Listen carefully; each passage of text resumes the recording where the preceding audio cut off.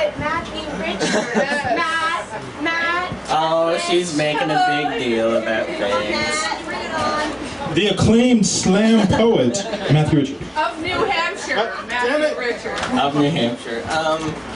So this is a work in progress, but while I was occupying Veterans Park for a week back in October, I got to live with and meet a whole bunch of homeless people in Manchester, who we also RGA actually renamed them park occupation experts. But I feel like I learned something from each of them, and I've been trying to write all their stories. Like even the like really crazy people, I learned something like from all of them. So this is a work in progress. I have like 5 of the people I met tonight. Most of this is really factual. I might have embellished a little bit. I'm a poet, but okay. So. Let's start.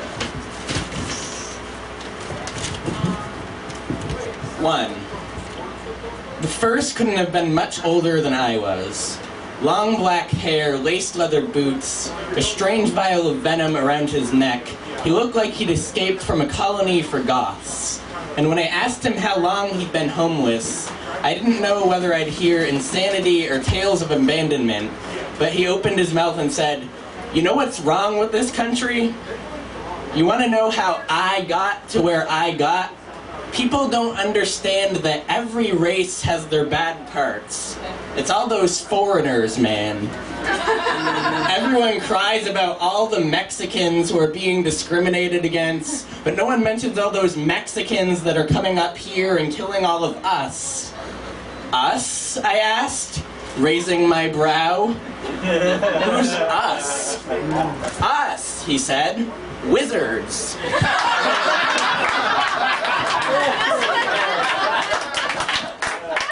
Completely true.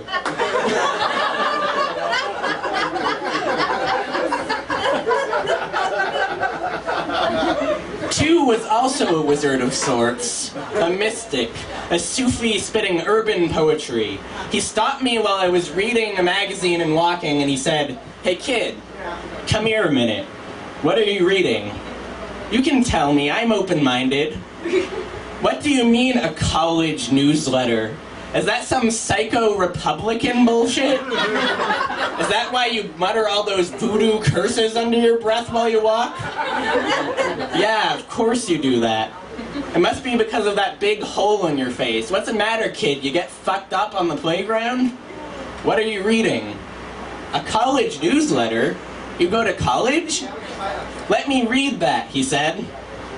"Not just bricks in the wall." You know, that's what I am.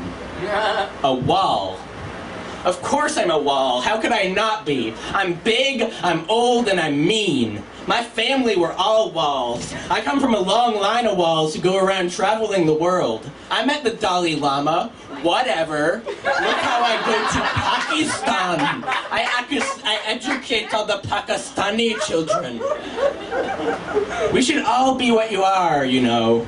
"I'm a wall," he said, outstretching his arms. "What are you? An art student? You look like you go to art school. Namaste, namaste. Look at the trees. The world is beautiful. You know what? You should go to art school.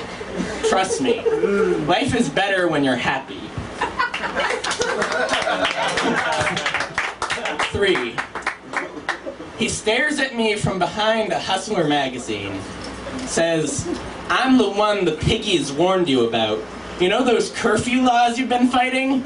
They made those to keep me out. They just don't understand that this here is my park. I came home from Nam with my leg blown off. And this park, that flag, it's all the thanks I got. And yeah, I masturbate in public when ain't nothing better to do.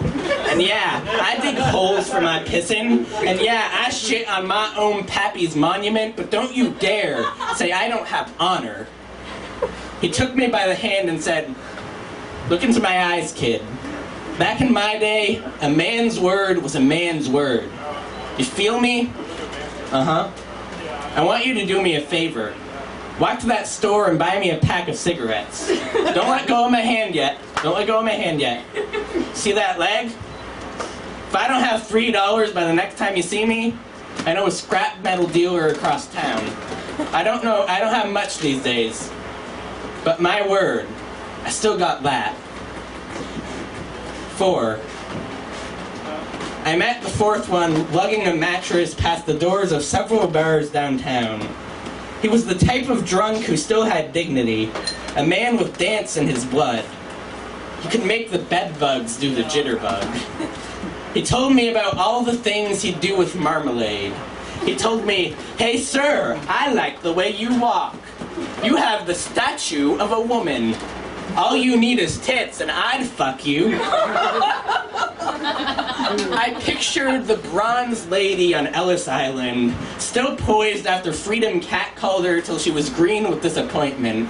I pictured the mother of Jesus squishing the serpent beneath her virgin toes. I realized that in order to face the hardships of life, this is how one must walk, gracefully, carrying the statue of a woman. 5. The princess of the Ragged Alley Rats Godzilla's her way into the park to bash her throne over the skulls of the sleeping. She is not graceful, but she is someone's daughter, a pink acrylic demon shaken from the bottle her dad ejaculates into. And when she says, "Where is she?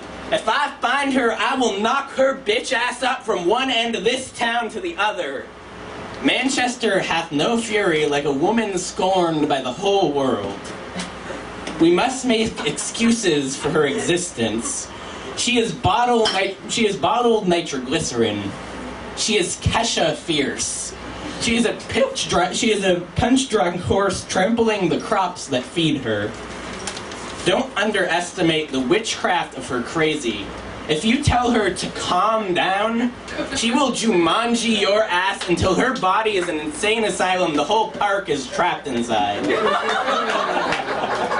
If we could channel her energy in another direction, empires would Thorazine themselves into oblivion. If we could harness her power, stockbrokers would implode Wall Street just to keep her away. I believe she would bite the nose off Mother Teresa. And I believe we are speaking the same language when she returns begging from Elm Street penniless and says, "God, Dad, this is so gay. The world is so gay. We were supposed to be building a convent here. This was supposed to be a fucking humanity."